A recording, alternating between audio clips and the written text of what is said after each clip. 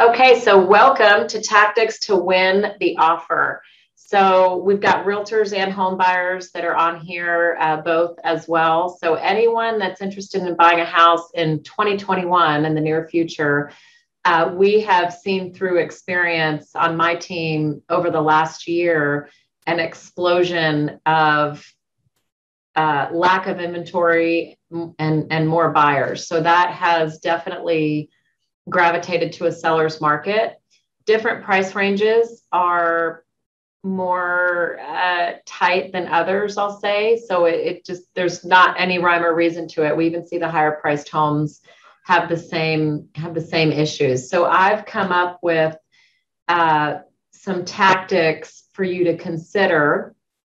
And I even have a checklist I've made that'll be a bonus. I'll get that to you as well. So that on every offer, you could essentially use the checklist or use these items I'm going to go over with you to decide, am I willing or am I not willing to do these things? So some you may be willing to do all of them, and some maybe one or maybe none of them at all. But I thought it would be great to share with you what we are seeing in the marketplace is helping to win the offer. So that's what we are going over today. So the first thing, in case you don't know anything about me, some of you are already pre-approved and some are not. The right is the my YouTube channel. So make sure that you like that. Loan with Jen on YouTube. I've got a library of over 300 videos that I've just over a labor of love over the last 2 years probably have been accumulating. I've been a loan officer since 1995. I've closed a lot of loans, over 4,300. So I just have a lot of things in my head, a lot of experience, and I'm just I'm just a generous person. I want to share it. I want to save buyers hours of research online, doing things like webinars like this and short videos that I have on YouTube. So when you go there, there's probably, if you just in the search button on my channel, you type in a keyword, I probably have a video about it. So, also, I do have a team of experts behind me. So currently we're a team of 9. So I've got 8 people that support me between, marketing, personal assistant, loans. Obviously, I've got a pre-approval team, and then also a team that just handles the clients from contract to close. So we're all in the same office together. And we just help clients at a high level. I'm 100% referral, always have been for 26 years. So everything that comes with that, high communication, accuracy, and timeliness that's our motto, our 3 main things that we concentrate on all the time. So that's who we are. So the first thing that I will go over is it's very important. What I call a triangle of trust is the relationship between your realtor and your lender is really key. We understand that there's a lot of choices out there, especially with lending, and realtors as well. But usually people get to us, they already have a realtor, a trusted realtor. But the realtor and the lender communicating is very, very important. And so on the next slide, I'll explain to you what we do as the lender in unison with the realtor to make sure that we are giving every opportunity for you to have a chance at the very best, strongest offer. Even if there's one other offer, that's multiple offers, okay? We had one the other day, it was 18 multiple offers. So you just don't know how many there are going to be. And the inventory, by the way, is not going to open up anytime soon. So in the foreseeable future, in case you're thinking waiting till 2022, things are just going to open up, like the seas are just going to part. Statistics point that is not going to happen. So these tactics are going to serve us for a while.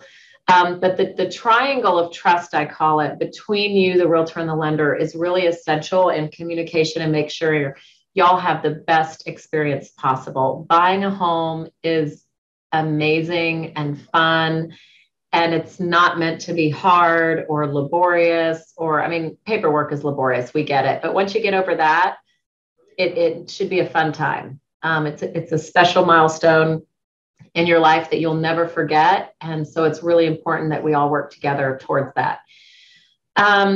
So a couple of things that kind of red light, call it the red light, green light. And by the way, comments, I'll be watching the chat button. So definitely raise your hand, put a chat. We'll be happy to answer. Red light, green light. So red light, before you make an offer, be sure your pre-approval letter is up to date. And if you're watching this and you don't have a pre-approval letter and you find yourself like, here's a signal to know if you need to be pre-approved. You're every night on hard.com looking at houses. If you don't have a pre-approval letter in hand, you are missing out. Like you're just going to put yourself in a really hard situation. It doesn't take long for us to turn it around. So call me on the side about that. But your pre-approval letter, we find that if the date on it is more than about 15 days, the listing agent who represents the seller is anxious. So we want you to contact us. We want to know that you're making an offer. And this is the big reason why. This is like the most important thing in this whole slideshow. Actually, I should have actually done its own slide. We call the listing agent. So if I don't know you're making an offer, I can't call the listing agent on the house that you're offering on. The reason that we do that is we want to let the listing agent know that you are in good hands. A lot of this winning the offer is based on emotion, and all of it really, and forecasting. The seller is trying to forecast, who's going to close. And of course, the price is important, but we have seen sellers accept lower offers because they have more confidence that the lower priced offer might have more of a chance at closing. And that doesn't always happen, but a lot of times it's not always about price. So the lender calling the listing agent is an indicator that, wow, the lender is on top of it. They're calling me on a Saturday night. Y'all, I call for my pre-approved buyers. We, not my team. I personally call, even if it's the weekend. I mean, y'all make offers on the weekend. So the lender doing that is important, and it will stand out. And us saying, hey, we've got full paperwork. There's a lot of verification that has gone on behind the letter that we're offering.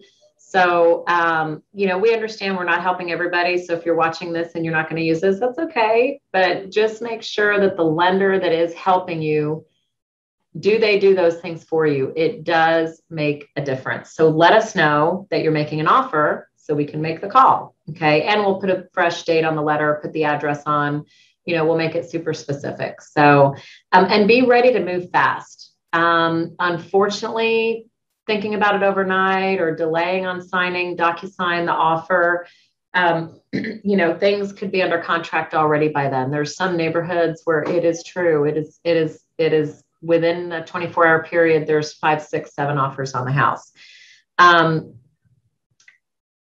It is hard to manage. It is frustrating. And several of you, and some of you might even be on here today, have already made multiple offers and it's not getting accepted. So that was why I am assuming that you've come and watched this today, which I appreciate. So I hope you get some good tactics.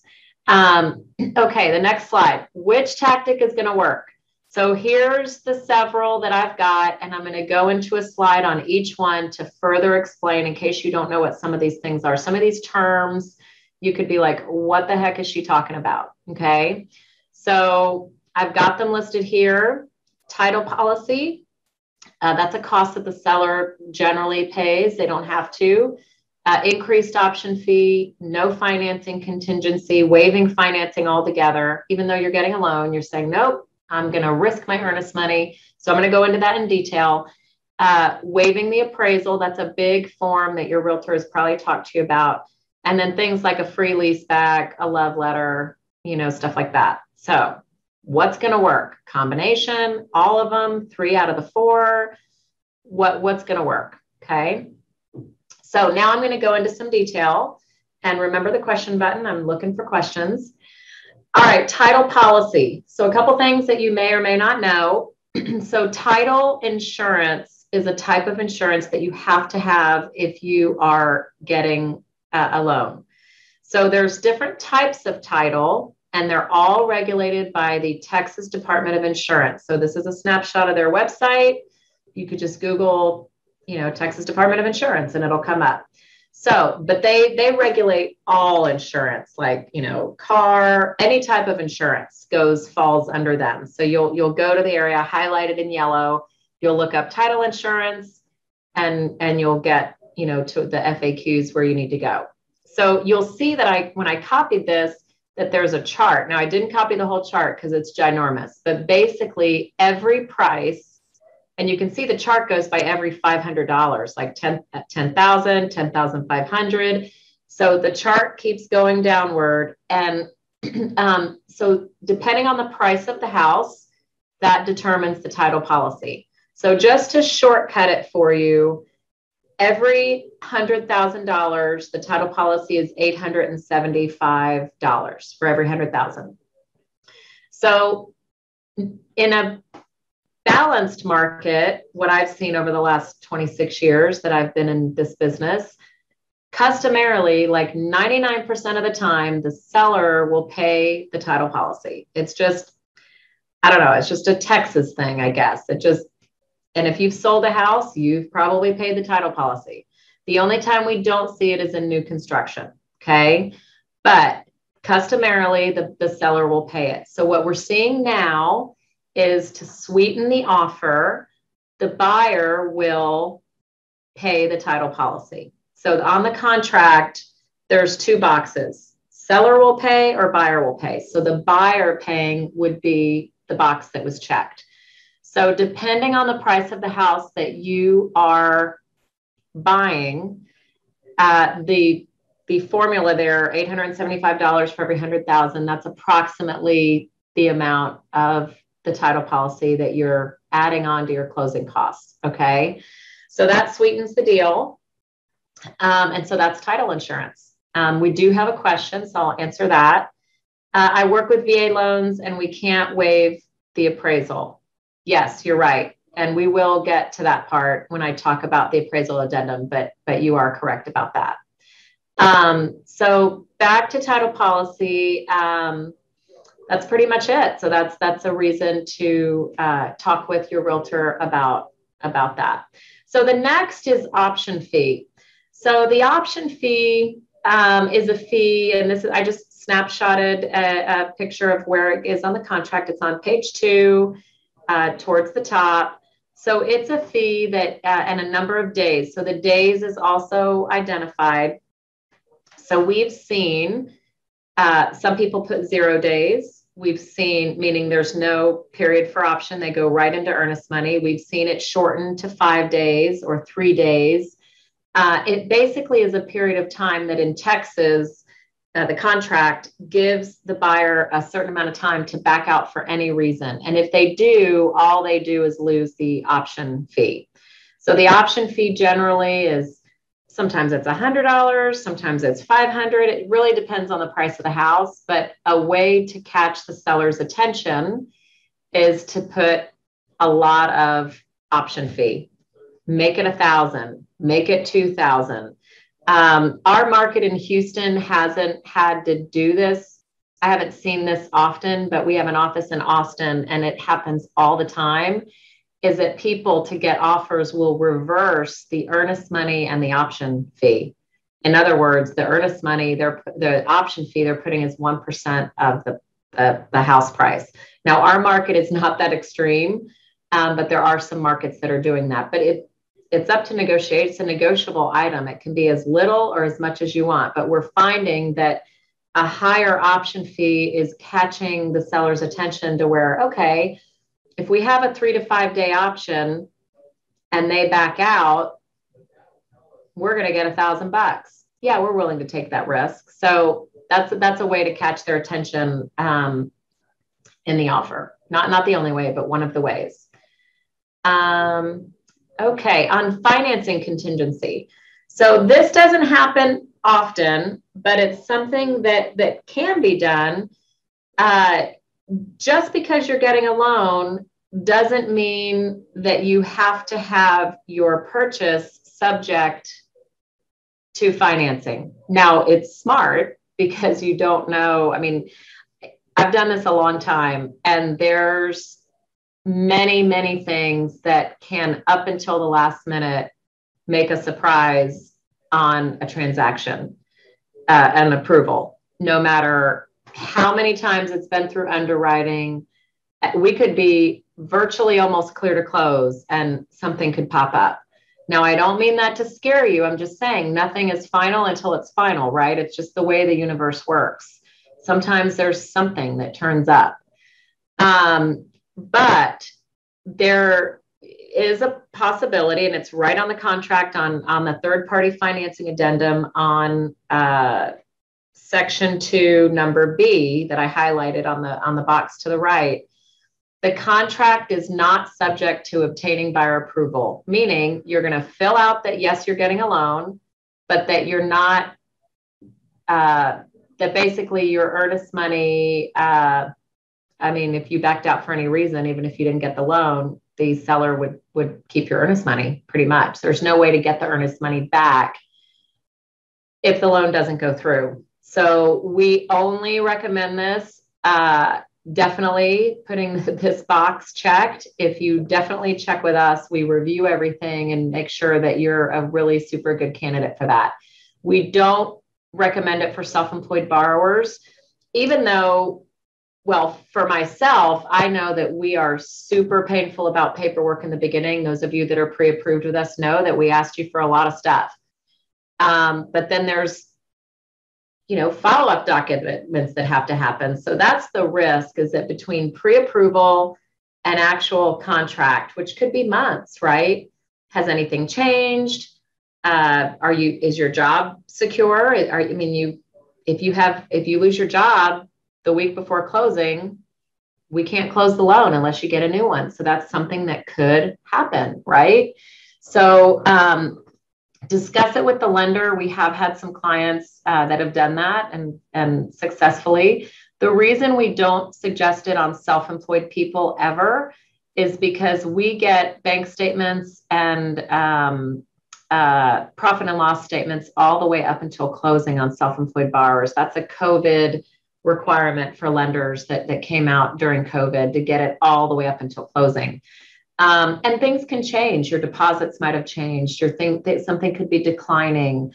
The tax transcripts from the IRS could come back saying that your tax returns haven't been filed, or they haven't received that they've been filed. There's certain things that we want to talk about to make sure that things are in check. So the bottom line of my comment is, it is very risky because you never know what can happen. But it is definitely possible of you saying, hey, I'm willing to take the risk. You've talked it over with me, and we're not going to make this contingent on financing. So this is a positive green light for the seller, that you're just more serious, more qualified, more everything than another buyer. Okay. So that is what that means if you talk about that with your realtor and you're wondering what that all means. Okay, the next one is earnest money. So earnest money is, again, I copied the contract here. It's on page 2. So the earnest money is you giving money in earnest, in good faith, that you are going to perform on this contract. So it's the deposit that is held at the title company. The seller doesn't hold this money. It's actually held in trust at the title company. And it's generally 1% of the price. That's commonly what we see. So $300,000 house, $3,000. So what we have seen when people are trying to sweeten the offer is anywhere from 2 to 5%. I see mostly the 1%, but I see 2%, maybe 20% of the time. I have not ever seen in this Houston market, our Austin office, again, that's a completely different market, crazy. They see 4 to 5% all the time. So I'm hoping that doesn't seep over into our market, but that's common in some other areas. So I thought I would mention it. So a higher earnest money. So we've seen some combinations of 3-day, like an aggressive combination that I've seen. Actually, I saw it a couple months ago, a 3-day option period, quite a hefty, I think it was a $5,000 option fee. And the earnest money was 2% on that one. So we see it. Okay. So that's something to consider as well. Okay. And this is earnest money. So this is the appraisal waiver, and I'll refer back to the question for the person that commented about VA. So first on the left, so the first thing that I snapshotted, the smaller box, is on the financing addendum. There is already a clause, just so you know, I'm just educating you all about contracts in general. Now, I'm not licensed. I'm a lender, but I close a lot of loans. So I see a lot of these things, but I'm not giving you all legal interpretation or anything, but I'm just highlighting what's right here written on the form. So, so the financing approval has to do with the income and assets and credit of the buyer. It does not have to do with the appraisal. They're two separate line items. So if the appraisal comes in short, you do have an opportunity up to only 3 days prior to the closing to get out of the contract. If you know, let's say the renegotiation, or, you know, y'all don't come to terms or whatever on the lower price, to get out and terminate the contract and get your earnest money back. Now, in this market, for the last year, we have seen more and more of the addendum that's on the other side of the page that sellers want to see. So this form, and the very first line, which is the question that we had of someone that mentioned VA. So if you're doing a veteran VA loan or an FHA loan or USDA, any government loan, this waiver cannot apply. I mean, y'all might sign it, but it doesn't, the buyer can still get out to this clause that's on the other side of the contract, according to that 3 days prior. So in other words, the buyer cannot be held to this form if they're FHA or VA to buy the house. So we've actually had buyers, it was a VA buyer, and they had cash, like they were willing to go 30 to 40,000 above the price, showed the seller, you know, that they had money, and the seller still would not accept it because they could not be held to this form. So that is why if you are a FHA or VA buyer, you might be having a harder time getting a contract, where one of the other things that we've gone over in prior slides might be something that you can consider to put more skin in the game, so that, you know, it just pleases the seller in some other way. We do have a question that I'll answer, and then I'll go through the rest of this form. So the question is, do the funds you pay in option fees and earnest money go towards the price of the house? Very good question. It goes towards the down payment. So, you know, if you buy a $300,000 house, let's say your earnest money and option fee together is $10,000. I'm just making this number up. The $10,000 is credited towards your down payment that's required. Okay. So a down payment and closing costs. So it just offsets your total. Now, if you're putting a low amount down, you might be doing down payment assistance. If your earnest money and option fee you can get money back at closing up to your option fee and earnest money if your cash to close was almost zero, which sometimes happens when people have down payment assistance. But I hope that answered your question. So back to this appraisal form. So we're seeing a lot of 1 or 2. So number 1 on the waiver means that the buyer, according to paragraph 2B, which you'll see to the that I highlighted on the other side of the page, that's paragraph 2B of the financing addendum, that they're waiving the right to terminate because it doesn't meet value. So it's basically saying, hey, whatever the value comes in at, like, let's say you're buying it for 300, or you agreed to a price of 300, but let's say the market value is 280. Let's say that was the list price, around 280. And to get it, you had to offer over, and you offered 300. And let's say the appraisal comes in at 280. You're basically agreeing that you're going to pay the extra $20K out of pocket, in addition to what your down payment and closing costs already are. Okay. So I will make a side note, and you can always contact me on the side if this will apply to you. But for the clients making a really large down payment, sometimes there's people putting, 20 plus down, 30%, 40%. But even on the 20%, we're doing an 80% loan, right? So we're going to do an 80% loan on that lower value. So in that case of the 280, the 300 and the 280, the price is 300. And if you take 80%, we were going to do a loan of 240. Okay. That's an 80% loan.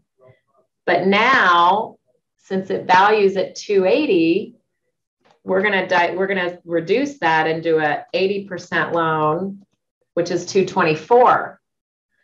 However, you can change the loan to a 90% loan or a 95% loan. Like you'll have PMI, but to some people, they're like, yeah, I'll rather do that than come out with extra money. So if that applies to you, you can talk to me on the side. We can run the numbers. And I usually go through that with people when they're making an offer. But those of you in the lower down payments, you don't have that luxury. I mean, you're putting 3% down, 5% down. I mean, there's no room to dilute the loan to value. So the waiver, we just want to go over that with you and your realtor before you do it to make sure that, the assets, that we have enough money additional, and that you know what to expect on your cash out of pocket if that becomes the case. Okay. The partial waiver, we just had one yesterday. They're buying the house for 196, and they said, we are doing a partial waiver, meaning down to, they put 190,000 in there. They're saying, hey, we're willing to pay an extra 6,000. So the difference between the 196 and the 190. So they're willing to pay an extra 6,000 if it doesn't appraise. So that was on their contract. So it's where you're basically creating a floor to the appraisal so that you're not just super exposed to some random large number. Okay. So that's what that means. If there's any questions, let me know about that. And then I did see one the other day that was number 3, which is an additional, I don't see it much, but I see it. I saw it actually the other day, that the buyer could terminate. They wanted to just protect themselves and put an exact value in there. So, all right. So on this one, free lease back. So this is something that we're seeing at the seller. Sometimes the seller wants to sell first and then go, buy a house later because they need the proceeds from this one to buy the other one. So they need a lease back. They might need a 30-day lease back. So the more flexible you are, the maximum, now I'll make a side note here, the maximum that the lender will allow is 60 days. So any leases more than 60 days to us a lender is not acceptable, because in the deed of trust, in the legal documents, you're signing an affidavit that you're going to occupy this as your primary residence within 60 days if it's a primary residence purchase. That's where the 60 days comes from. So it's super important to us that it's less than 60 days, just so you know. And in the past, it's customary that the seller will pay the buyer like rent. So we'll take the payment, divide it by 30 days and get a daily rate, and they'll pay a daily, lease back fee, like a rent, right? To just reimburse the buyer for now they've got the loan and they're paying taxes and insurance and all that stuff. But we're seeing the lease back that's for free. It's like, yeah, sure. I'm going to buy your house. Yep. You need a lease back? No problem. You need 30 days to get out, 45. That's okay. So the more flexible you are on your plans, that could work. Love letter. I meant to insert a big love letter here, a copy of one, but basically it's a letter to the seller about why this is the perfect house for you. So we have seen that happen. And sometimes that works and sometimes it doesn't. So sometimes it tears at the heartstrings of the seller. And sometimes they're like, nope, we don't care. We're going to sell to whoever. So you never know if that's going to work or not. But what we have heard too is that I've heard from some other realtors that they've had success in really talking to the listing agent, just finding, hey, like, what does your seller want? What's going to work for them? So on some houses, you're lucky if you can get a hold of the listing agent because they're getting so many calls. So that's sometimes a difficult task. I know that the realtors have to work with. But so these are the things that I've got. I'm almost finished with the presentation. Just one more thing, if you can hang on tight. I do have several resources I want to make sure that you're accessing to really just make your home ownership experience as best as it can be. So number one is thank you for joining this webinar, because that's the key is we are starting to do these once a month. So the topics, I've got 4 to 5 topics that I'm rotating through on a frequent basis. So keep in the lookout in your email. I email once a month if you have applied with us and haven't bought a house yet. So keep on the lookout. I have the winning offer checklist. So I've got a checklist that I made. So for coming today, I will send you that link. It's a Google Doc. And if you are watching this and didn't attend live, then you can just email me and we'll be happy to get you that link to the checklist. So you can use it on every single house offer, like, hey, what am I willing to do? What am I not to do? And then realtors, you could use it over and over. The next thing is stay tuned for my monthly newsletters. This is the one I did last month. And I put in here the next upcoming webinars as well. So they're always meant to inform you with articles and stuff like that. We're definitely not trying to spam you. That's not the intent. And the last is my YouTube channel. So please check it out. Subscribe if you haven't.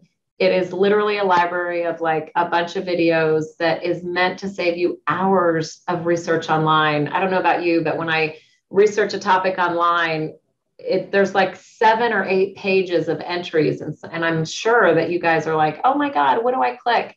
So just use the channel as a reference. We want you guys to be informed so you can make the best decision for you. So, and this is my team. We can't wait to help you. And the benefit of a team is that there's backup. So like if I'm on the phone or right now that I'm on this webinar, I'm sure my phone is ringing.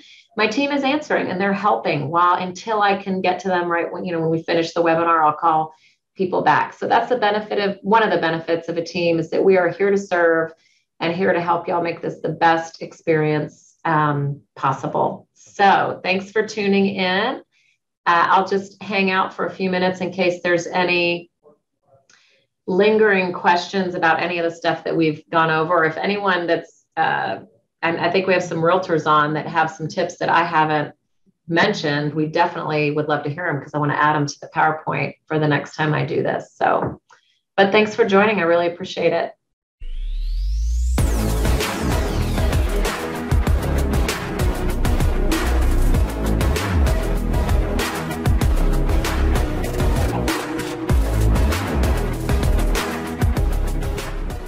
Legacy Mutual Mortgage is an equal housing opportunity lender. The opinions expressed here do not reflect those of Legacy Mutual Mortgage.